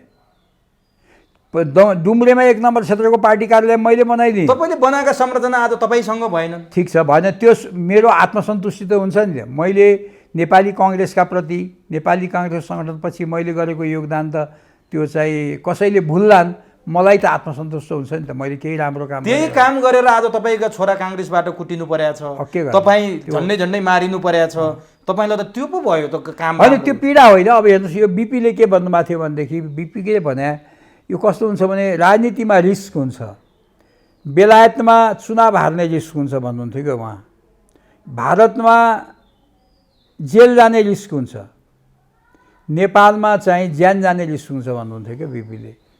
त्यो त हामीले एउटा विद्रोहको आन्दोलन अभियान अगाडि बढाएको छौँ, तर अब त्यसमा अब यो चाहिँ मतलब अप्रजातान्त्रिक सोचाइ भएका मान्छेहरूको गतिविधिले हाम्रो गतिविधिलाई बाधा दिन्छ, त्यसलाई फेस गर्नुपर्छ। तर मैले जान्न खोजेँ नि, जस्तो तपाईँ र रामचन्द्र पौडेलको टकरावले गर्दा तपाईँकै छोरादेखि लिएर त्यत्रो 8-10 हजार काङ्ग्रेसी कार्यकर्ताले दुःख पाए, तपाईँहरू दुईजनाले सर्लकै सक्रिय राजनीतिबाट बिदा लिइदिएपछि त तनाउ ठिक ठाउँमा आउने रहेछ नि त। होइन, मैले त कति वर्ष भइसक्यो म काङ्ग्रेसमै छैन। म काङ्ग्रेसमै नभएको मान्छे र त्यो त केपी ओलीले छोडिदियो भने शेरबहादुरलाई राम्रोसँग चलाउँथ्यो। प्रचण्ड, माधव नेपाल सबैले पार्टीबाट छोडेर गइदिएर शेरबहादुरलाई एकलौटी चाहिँ तै बना भने के हुन्थ्यो? भने तनहुँको समस्या रामचन्द्र कि गोविन्दराज त? तनहुँमा त छ नि त आज लडाइँ झगडा। आज एउटा कुरा मान्नुहोस्, तपाईँ एक्लो सारा प्रशासन शक्तिसम्मै लाग्दै पनि दीपकले 12,000 भोट त ल्यायो नि। भने म समस्या भएको भए त्यस्तो हुन्थ्यो होला। रामचन्द्र पौडेल त चुनाव त हार्यो नि, जनताले भोट कसले के गर्यो? जनताले भोट नहाले त होइन र? उसैको गाउँ 52 पोखरामा 300 भोटले हारेको गएको चुनाव। त्यो पनि गोविन्दराजको कारण भनेर उसको गाउँमा पनि मैले हराएको, उसको श्रीमतीले पनि भोट नहाल भनेर मैले भनेको के थाहा? 300 भोटमा उसको श्रीमती छोराले भोट हालेनन् कि? तपाईँलाई अचम्म लाग्ला। छोराले पिटेर बेलायत गयो भन्ने हल्ला छ त मोदीमा, बाहु कुटेर भन्छन्। मैले सुनेको, यो प्रमाण छैन, मैले सुनेको। हावा नचली त पातै हल्लिन्न नि। दमोलीमा सोध्नु होला, पछिल्लो दिनमा, यही पछिल्लो यो चुनाव पछाडि, स्थानीय चुनाव पछाडि होइन पहिलाको सांसद भन्दाखेरि। अब एउटा कुरा के अरे, जनताले तिरस्कार, अहिले चुनाव 127 भोटले उसको उम्मेदवारले जित्ने भनेको कुरा नि व्यक्तिसँग कुनै ठुलो कुरा त होइन नि। त्यो कुरामा पनि तपाईँहरूले प्रश्न उठाउनु भयो कि मतगणनामा पनि धाँधली भयो भनेर, तपाईँहरूले यो कुरा पनि जेन्युनली ढङ्गले उठाएर निवेदन पनि दिनुभयो कि चुनावमा त धाँधली, मतदानमा त भयो, त्यो छर्लङ्ग देखियो, मतगणना पनि धाँधली भएको। अब यो हेर्नुहोस्, मैले त्योभन्दा सुरुदेखि नै मैले तनहुँको मतदान निर्वाचन अधिकृत न्यायाधीश, जो जिल्ला न्यायाधीश हुन्छ, उसलाई म आफै गएर मैले के भने विगतमा पनि राम्रो भएन, मेरो मनोनयन पत्र खारिज गर्ने कुरामा जिल्ला न्यायाधीशको भूमिका, यद्यपि उसलाई विभिन्न किसिमको प्रेसर थियो, मैले बुझ्थेँ। त्यस कारण तपाईँले कृपया त्यस्तो नगरिदिनु होला भनेर मैले भनेको थिएँ। किन र भने मैले भने तनहुँमा निर्वाचनको लागि कर्मचारी खटाउँदा बाहिरबाट त ल्याउने कुरो भएन। तर दुईवटा क्षेत्र छन् भने 1 नम्बर क्षेत्रको शिक्षक कर्मचारीलाई 2मा पठाउने, 2को शिक्षक कर्मचारीलाई चाहिँ 1मा पठाउने, अनि अस्थायीलाई नपठाउने होइन। मतलब स्थायीलाई मात्रै पठाउने। तर सकभर चाहिँ निष्पक्ष देखियोस् भनेको त नगरपालिकाको मेयर चुनाव लडेछ, नगरपालिकामै 400-500 अस्थायी र करारका कर्मचारी छन्। नगरपालिकै कर्मचारीलाई नगरपालिकाभित्र नै मतदान अधिकृत बनाएर पठाइयो। त्यो कति निष्पक्ष भयो होला। त्यसमा पनि उनका उम्मेदवारका नातेदारलाई पनि पठाइयो। अब भन्दा केही लाग्दैन। त्यहाँबाट धाँधलीको क्रम सुरु भयो। अब बिचमा हामी त सदरमुकाममा बस्यौँ। फेरि मेरो व्यास नगरपालिकामा मेरो नामावली थिएन। म अर्को मेरो नामावली भएको ठाउँमा म भोट हाल्न गएँ अघिल्लो दिन। अनि म चाँडै नै फर्केर आएँ। दमौली आउँदाखेरि चाहिँ अब विभिन्न ठाउँमा त्यो हरकतहरू देखिने सम्भावनाहरू थियो। अनि त्यहाँबाट चाहिँ तपाईँको अब मतदान भयो, कहाँ के भयो। अब त्यो सबै ठाउँमा आफ्नै मतदान अधिकृत भएको ठाउँमा त जे पनि हुन्छ नि। त्यहाँ त एउटा बुथमा चाहिँ 10वटा भोट गडबड भयो भने त 40वटा बुथमा 400 मतको फरक हुन्छ। हेर्नुहोस्, राज्य नै बेइमान भइसकेपछि केही लाग्दैन। हेर्नुहोस्, त्यति भयो। अब त्यो भइसकेपछि मैले अब रिस्तीको कुरा तै भनिसकेँ। त्यसपछि मत काउन्टिङ हुँदाखेरि तपाईँको 1 नम्बरबाटको 1 नम्बर 14वटा वडा छ व्यास नगरपालिकामा। 1 नम्बर वडाबाट मत काउन्टिङ सुरु भयो। 1, 2, 3, 4, 5, 6, 7, 8 नम्बर वडासम्म दीपकको बहुमत आयो। बाहिर सुन्नु, निरन्तर लिड गरिरहनु। एकाएक 2 घन्टा डिले भयो मतगणना। मतलब डिले थाहा नपाउने किसिमबाट। अब मैले सुनेको मेयरको मान्छेहरू पुगेनन् रे त्यहाँ, मेयरको अर्को जो उम्मेदवार छ। अनि त्यसले गर्दा डिले गर्नु पर्यो। त्यो पनि मलाई काठमाडौँबाट खबर गएको। हेर्नुहोस्, त्यहाँ थाहा छैन। यहाँ होइन, यहाँको सुरक्षा निकायले कुनै अङ्गले त्यहाँ त 2 घन्टा डिले गर्ने कुरा भइरहेको छ। मन्त्रीजी सतर्क हुनु होला, गडबड होला जस्तो छ भने हेर्नुहोस् कुनै निकायले मलाई भनिसकेपछि त्यहाँबाट मैले अब कोसिस गरेको नि के हुन्थ्यो र त्यो मतदान निर्वाचन अधिकृत चाहिँ अलिकति निम खोज्न खोजेको थियो क्या। केही भने नमान्यो भने तपाईँ जानुहोस् न कानुन बमोजिम गर्न भन्ने के त्यस्तो थिँदै थियो।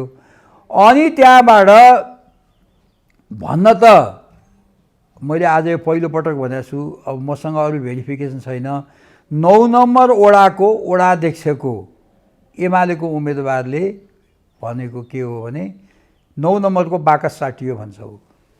किनभने त्यो 9 नम्बरमा उसले जति भोट ल्यायो त्यो कुनै हालतमा सम्भवै छैन। फेरि उपमेयर हाम्रो संयुक्त प्यानलको वसुन्धरा घरती हुनुहुन्थ्यो, उहाँको माइती गाउँ थियो।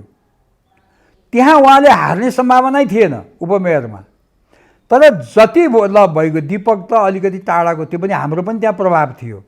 9 नम्बरमा त्यति थोरै भोट आएर उसको भनाइ त यो तपाईँहरू बुझ्नुहुन्न, यो बाकस साटिया हो भनेर भन्यो उसले है।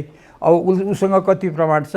भरत भक्तबहादुर गोदार भन्ने चाहिँ त्यो 9 नम्बरको वडाध्यक्षको उम्मेदवारले मसित भनेको।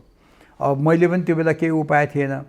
त्यसपछि अब यो काउन्टिङ मोडालिटीमा चेन्ज भयो। 9 नम्बरबाट काउन्टिङ मोडालिटीबाट के चेन्ज भयो भने होइन यो झ्याउ हुने रहेछ, प्यानेल वाइज आएको चाङ बनाएर राखौँ, अनि अरू छासमिसे आएकोलाई पछि गरौँ भनेर भनेपछि 800 हामीले जितेका थियौँ। अब त्यहाँ प्यानलभन्दा त रुखको प्यानल माथि आउने भयो। सूर्यको उम्मेदवारै छैन, आउने कुरो भएन। हाम्रो कैँचीको प्यानल हुने कुरै भएन। अनि यति चाङ ल्याएपछि पहिला त्यसै त्यो चाङमा राख्यो। त्यो चाङ त अनि नोट गर्न चाहिँ गरेर छैन यो भइसक्यो भनेर गनेर हालियो। हालेपछि एकैचोटि 300। अब त त्यो 300लाई मेकअप गर्नलाई त्यो छासमिसेबाट बिस्तारै आएर मेकअप गर्न खोजेको हुन्छ।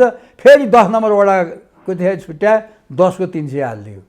भनेपछि मतदानमा त गरियो गणना पनि यही भएको कारणले हामीले पुनरावेदन न्याय पाउँछौ भन्ने लागेको छ। अब पाउँदिनौँ भनेर सोच्नु त प्रजातान्त्रिक मुलुकमा राम्रो होइन। भनेपछि सामदाम दण्ड भेद सत्ताको दुरुपयोग गरेर दीपकराज जोशीलाई हराइयो। यो कुरामा तपाईँले काहीँ कतै सम्झौता गर्ने ठाउँ छैन, हराइयो। मैले त के त्यहाँ कसैले पनि सबैलाई सोध्नुहोस् टेलिफोन गरेर सबैको मुखबाट दीपकराजले चुनाव जित्या हो, हराइयो भनेर भन्छ। व्यापक चर्चाको विषय पनि भयो, देशव्यापी रूपमा उहाँको चर्चा पनि भयो। तर तपाईँले स्वतन्त्रको उम्मेदवार भनिरहँदा फेरि नाम आइहाल्छ, रामचन्द्र पौडेलले तपाईँ एमालेमा पतन भएको, एमाले तपाईँमा पतन भएको भनेर यस्तो शब्द बोल्नुभयो। तपाईँहरूलाई स्वतन्त्र मान्न तयारै हुनुहुन्न उहाँ। यस्तो मान्न त्यो अब हेर्नुहोस्, त्यसलाई तपाईँले त्यत्रो महत्त्व दिनु नै तपाईँले पनि सुन्नुभयो होला। लोकतन्त्रप्रतिको अपमान हुन्छ। हेर्नुहोस्, नेकपा एमाले एउटा पार्टी हो, उसको बारेमा मलाई भन्नु केही छैन। तर प्रमुख प्रतिपक्षी दललाई त्यस्तो किसिमको अपशब्द बोल्न हुन्छ कि हुँदैन भने त मानसिक विकृति आएको मान्छेले मात्रै बोल्छ। ल मलाई रिस उठ्यो अरे होइन, मेरो पतन भयो नि किन उहाँलाई, जब म काङ्ग्रेसमा छैन, उहाँ काङ्ग्रेसको वरिष्ठ नेता, मेरो बारेमा चिन्ता किन लिनु पऱ्यो? म पतन हुँदा खुसी नै लाग्नुपर्ने होइन र? उहाँ त अब प्रधानमन्त्री हुन्छु मैले अझ धेरै गर्न बाँकी छ भनिसक्नुभयो। तनहुँले त प्रधानमन्त्री पाउँदैछ। हो त्यो मान्छेले राष्ट्रपति सोचेको थिएँ, म कहाँ त्यहाँ हुन्छु, म त कार्यकारी पद गरेर देखाउँछु, मसँग धेरै क्षमता छ भन्नुहुन्छ। तपाईँहरू त भाग्यका दिन आउँदैछन् तनहुँवासी। त्यो चाहिँ अघिल्लो पटकको चुनावमा पनि उहाँले त्यही भन्नुभएको थियो। तनहुँका जनताले उहाँलाई चाहिँ किन भोट हालेनन् होला? जिल्लाले प्रधानमन्त्री, जिल्लाले काङ्ग्रेसको सभापति पाउँदा त खुसी हुनुपर्ने होइन र? तर त्यो बारेमा हेर्नुहोस्, मलाई धेरै तपाईँले नभन्नुहोस् त्यो उहाँको बारेमा। होइन, तपाईँलाई लाग्छ उहाँ प्रधानमन्त्री हुने सम्भावना देख्नुहुन्छ? त्यो म एउटा कुरा के हो भनेदेखि उहाँको बारेमा मैले धेरै चर्चा गर्नु नै मेरो आफ्नै अपमान हुन्छ। ल ठिक छ, त्यसो भए यसलाई यही च्याप्टर क्लोज गरौँ। एउटा कुख्यात अपराधीको एउटा प्रवृत्ति भएको मान्छे जसले मेरो छोरालाई मार्नको लागि त्यत्रो सुनियोजित षड्यन्त्र गर्यो, योजना बनायो, त्यो मान्छेको बारेमा मैले तपाईँको जस्तो गरिमामय मिडियाको अवमूल्यन गर्दै धेरै चर्चा गर्नु। अब नि स्वतन्त्रकै बारेमा कुरा गर्दा के देशव्यापी रूपमा स्वतन्त्रको माहौल जस्तो अहिलेको सबैभन्दा बढी स्वतन्त्रको काहीँ कतै चर्चा थियो भने कि त काठमाडौँको बालेन शाहको थियो, कि त दमौलीको दीपकराज जोशीको थियो। यो दीपकराज जोशीलाई त अनेक फन्डा गरेर हराएको कुरा यो पनि जनताले थाहा पाएका छन्। अब के लाग्छ तपाईँलाई, काठमाडौँ, तनहुँ, धरान, धनगढीको सन्देश के हो? आउने प्रदेश र सङ्घीय चुनावमा स्वतन्त्रको के हुनसक्छ? कि तपाईँहरू यसलाई क्याम्पेन गर्दै सबै एकै ठाउँमा अगाडि बढेर फेरि स्वतन्त्रबाट चुनाव लड्ने हो? के छ तयारी? त्यो चाहिँ तपाईँको यसमा अहिले पनि मैले अलिकति कुरा भने, यो दुईवटा कुरा छ। एउटा त अहिलेको संरचनागत कुराहरूमा जनतालाई मन परेन, तलको गतिविधि मन परेन। जस्तो भनौँ न, शेरबहादुरजी स्थानीय निकायको निर्वाचनको चुनावमा भोट माग्दै नहिँडेको भए के हुन्थ्यो होइन? अथवा जुन किसिमबाट बाध्य गराएर होइन, बाध्य गराएर भोट हाल्न लगाउने, जस्तो पोखरामा काङ्ग्रेसले कलमलाई हाल्न पऱ्यो नि त, चितवनमा हँसिया चौडालाई हाल्न पऱ्यो होइन, रुखलाई हाल्नै नपाइने। अब शेरबहादुर र उसका वरपरका मान्छेहरूले चाहिँ रुखलाई नहाल्दाखेरि काङ्ग्रेस बलियो हुने, अनि अरूले चाहिँ तपाईँको शेरबहादुरले भनेकै मानिरहन पर्छ भन्ने त छैन नि। तर काङ्ग्रेस ठुलो पार्टी त भयो नि, मैले अघि पनि त्यो ठुलो र सानो, ठुलो त भयो होला, मैले ठुलो र सानो त भनेको छैन होइन। तर के हो भन्नु होला भनेदेखि यो यस किसिमको गतिविधिले दलीय व्यवस्थालाई कमजोर बनाउँछ। अहिले यो चाहिँ स्वतन्त्र उम्मेदवारको लहर दलहरूप्रतिको असन्तुष्टि हो होइन। एक्लै चुनाव लड्न गाह्रो हुन्छ, मैले पनि अनुभव गरेँ नि त। स्वतन्त्र भएर लड्दा धन्नै जित्ने भन्ने कुरा नै ठुलो कुरा हो। त्यो पनि यत्रो सामदाम दण्डभेद सब गरियो, सारा क्रसर उद्योग, आफूसँग केही बाँकी छैन, केही छैन, उनीसँग सबै छ। सारा क्रसर उद्योगहरू, बतास समूहको समेत नाम, बतास समूहको यतापट्टि तपाईँको ठेकदारहरू हो, सारा परिचालित भएपछि त्यो केही लाग्दैन। त्यो त मलाई त्यत्रो भोट पनि कसरी आयो भने मैले अहिले आजसम्म लगाइरहेछ। हेर्नुहोस् त, यो सब चाहिँ एउटा राष्ट्रिय रूपमा नै दलको नेताहरूलाई वार्निङ दिया हो। म यति भन्छु, अहिले वार्निङ दिया हो। अब दलै नराम्रो भएको भए अहिले पनि मैले भने सुनिता डङ्गोलले किन जित्नुभयो? एमालेको उम्मेदवार हो नि त उहाँ। दलले नजित्ने त होइन रहेछ नि त, यहीँ पनि काठमाडौँमा पनि हेर्दा। तर दलले चाहिँ यहाँ के भयो भन्दा हामी दलको मठाधीश हौँ, हामीले एबिसी जसलाई दिए पनि तिमीहरूले मान्नुपर्छ भन्ने नेताहरूको भनाइ। कार्यकर्ताको भनाइ के हो भने हामी दलको मान्छे हौँ, दललाई हामी दलको आदेश मान्छौँ, दललाई सम्मान गर्छौँ, तर दलले हेर्न लागेको मान्छेलाई टिकट देऊ न भन्ने जनताहरूको सन्देश त्यो हो अहिलेको सन्देश त्यो। त्यो कुरामा पार्टीले रेसिस्ट गर्यो, कार्यकर्ताले रेसिस्ट गरे। अब आउँदो चुनावमा पनि दुईवटा कुरा म भन्न चाहन्छु। यही गतिविधि भयो भने धेरै ठाउँमा विद्रोह हुन्छ र म तपाईँको टेलिभिजन मार्फत म तपाईँलाई म पनि के आह्वान गर्न चाहन्छु भने गएको दसैँमा नै मैले पार्टीको यो चाहिँ काङ्ग्रेससँग रिलेटेड कुरा, मैले अरू पार्टी नेकपा एमाले माओवादी अरू पार्टीसँग मेरो समाजवादीसँग मेरो सरोकार छैन। काङ्ग्रेस पार्टीले न्याय गर्दैन, काङ्ग्रेस पार्टीले आफ्ना मान्छेलाई टिकट दिने बेच्ने भन्नुभएको छ तपाईँ, बेच्ने जो चाहिँ गतिविधि अगाडि बढाउँछ त्यसको विरुद्ध मैले आफ्नो टिकट आफै लिउँ, असल व्यक्तिलाई चुनाव जिताउँ भनेर मैले गएको दसैँमा नै आह्वान गरेका थिएँ। र अब म एकपटक फेरि कोसिस गर्छु देशभरि। टिकट त दिँदैनन् यिनीहरूले, तनहुँमा चाहे गोविन्दराज जोशी होस्, चितवनमा चाहे कृष्णलाल सापकोटा होस्, जगन्नाथ होस्, या डडेलधुरामा कडमल्ल होस्, या यस्ता धेरै मान्छेहरू कसैले टिकट पाउनेवाला छैनन्। किनभने नेताहरूको कोपाभाजनमा परेका मान्छेहरू उनीहरूलाई हामीले भने नमान्ने भन्ने दम्ब छ। त्यस कारणले गर्दाखेरि चाहिँ यसको विरुद्धमा डटेर मुकाबिला गर्नुपर्छ। त्यो डटेर हामीले मुकाबिला गर्न सक्यौँ भने त्यो देशकै लागि, लोकतन्त्रकै लागि, नेपालकै लागि र अहिले भइराखेका पार्टीहरूकै हितमा हुन्छ त्यो अभियान। तपाईँले भनेको जस्तो कडमल्ल, जगन्नाथ पौडेल, कृष्णलाल सापकोटा जो काङ्ग्रेसभित्रकै मान्छेहरूको नाम लिइरहनु भएको छ, तपाईँ आफू पनि काङ्ग्रेसै हुनुहुन्छ, उनीहरूले निकाले पनि तपाईँको काङ्ग्रेस जाँदैन तपाईँ भनिरहनु भएको छ। के तपाईँले यसरी काङ्ग्रेसले चिन्न नसकेका मान्छे अथवा काङ्ग्रेसमा ठाउँ नदिएका मान्छेहरूलाई गोलबन्द गरेर स्वतन्त्र ढङ्गले उठाउन खोज्नु भएको कि पार्टीको फेरि पुनर्गठन गरेर तपाईँले चाहिँ ती उम्मेदवारलाई देशभरि उठाउन खोज्नु भयो? अलिक बुझेन होइन। त्यो चाहिँ यस्तो छ, मैले त्यस्तो तिनीहरू सबलाई सङ्गठन गर्ने त हो कि यो आन्दोलन हो क्या, यो त प्रजातन्त्रलाई शुद्धिकरण गर्ने आन्दोलन हो, यो अभियान हो। यो अभियानमा मैले सके जति मैले गरौँला, अरू पनि चुप लागेर त बसेको छैन नि त। काङ्ग्रेसै भएर गर्ने हो कि बालेन जस्तो स्वतन्त्र भएर गर्ने हो? होइन, हामी त अहिले स्वतन्त्रै छौँ नि। बालेन शाहले सँग मेरो कुरा भएको चाहिँ छैन, म कुरा निश्चित रूपमा गर्छु।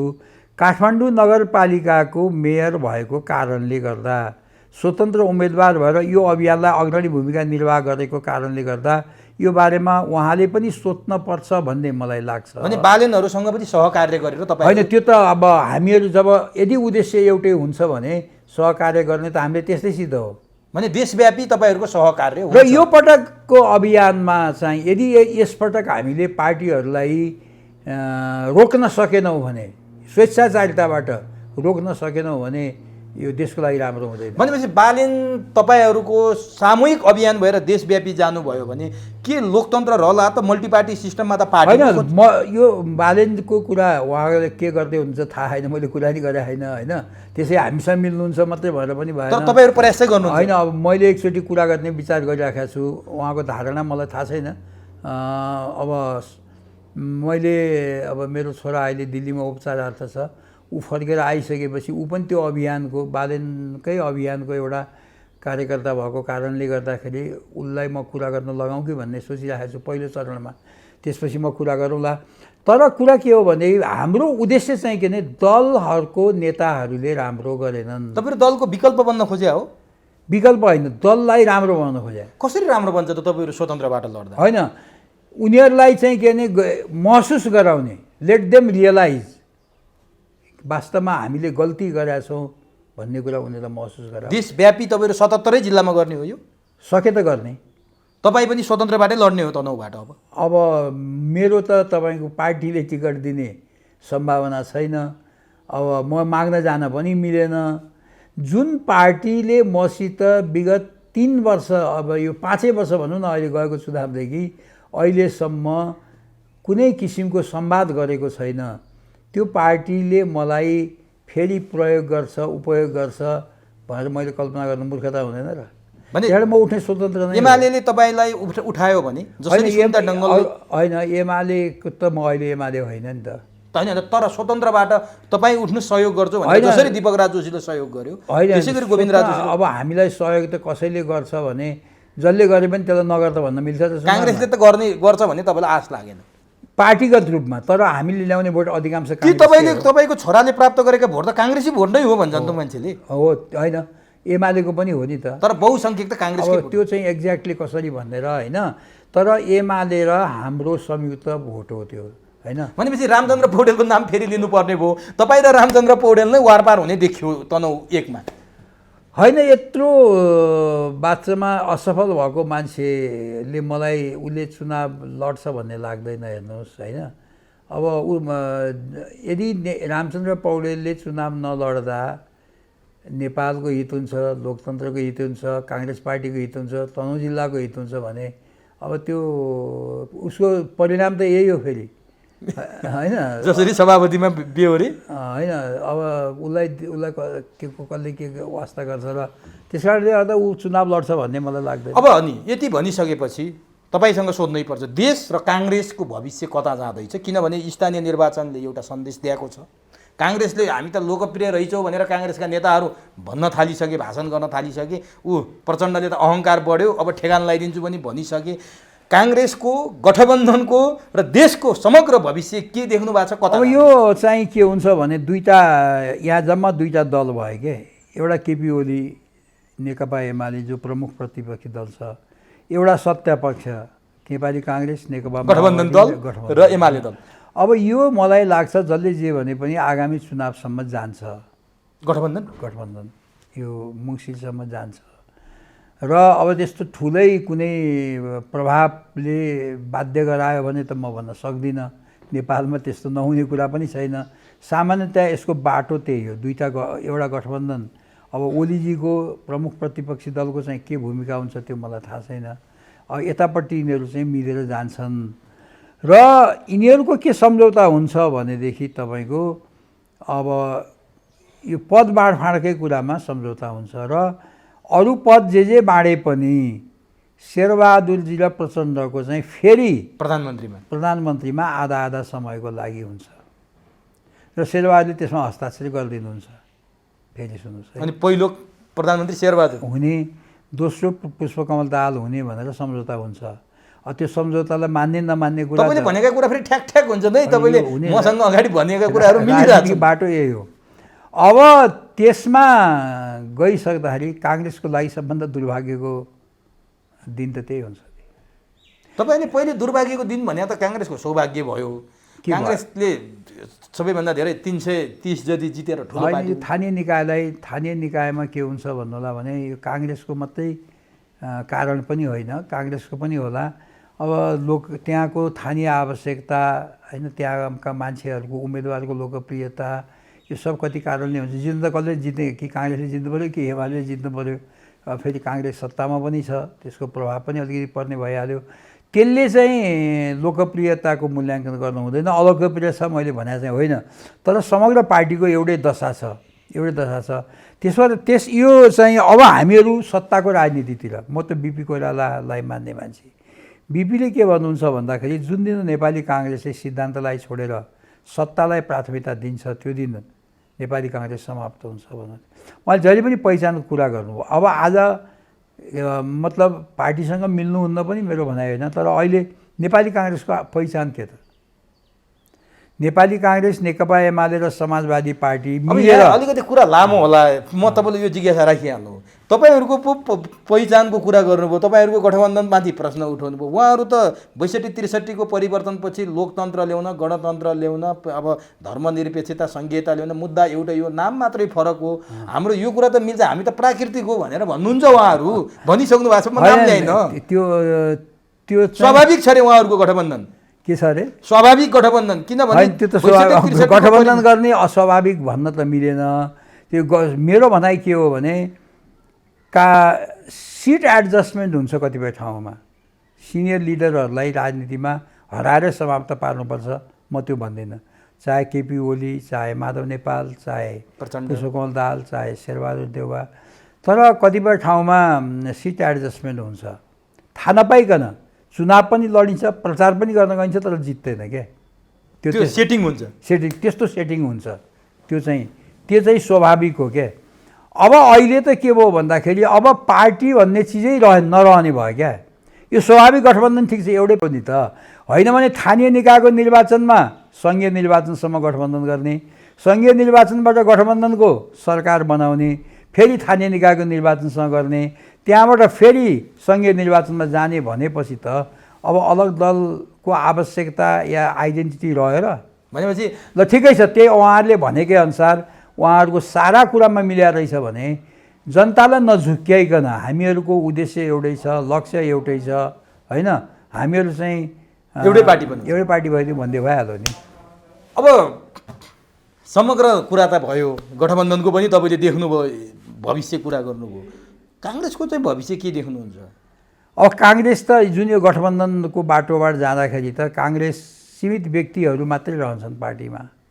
अब बिस्तारै अहिले पनि गाउँमा कार्यकर्ताहरू एकदम डिमोरलाइज छन्, डिप्रेस छन्, हेर्नुहोस् होइन, डिप्रेस छन्। तर अब त्यसलाई मेकअप गर्ने प्रयास हुँदैन। अहिले राम्रो के गरिरहेको छ काङ्ग्रेस पार्टीले भने देशभरि कार्यकर्तालाई चाहिँ यो चुनावमा पनि यो एकलौटी चुनावमा पनि तपाईँ न्युजहरू हेर्नु होला, पार्टीलाई अन्तर्घात गरे भने कारवाही गर्ने क्रम सुरु भएको छ। तपाईँकै तनाउमा ध्रुव बाग्लेलाई निकाल्दियो त? होइन, निकाल्नलाई कारवाही गरे। सिफारिस तपाईँले पनि पहिला गरे त्यही त हो नि। ध्रुव बाग्लेले त बिचरा अब त्यो रोएर दरखास्त हालेपछि होइन, अब त्यो उसलाई कारवाही हुँदैन होला। तपाईँको छोरालाई सहयोग गरे भनेर उहाँ चाहिँ आइसक्यो कुरो मलाई खै थाहा छैन, त्यो चाहिँ अब नि अब होला। त्यो पुष्टि गरेर म राजनीति छोड्छु भन्नुभयो उहाँले। चाँडै गरिदिए त्यो भन्नु नै कमजोरी हो नि त। किन राजनीति छोड्ने?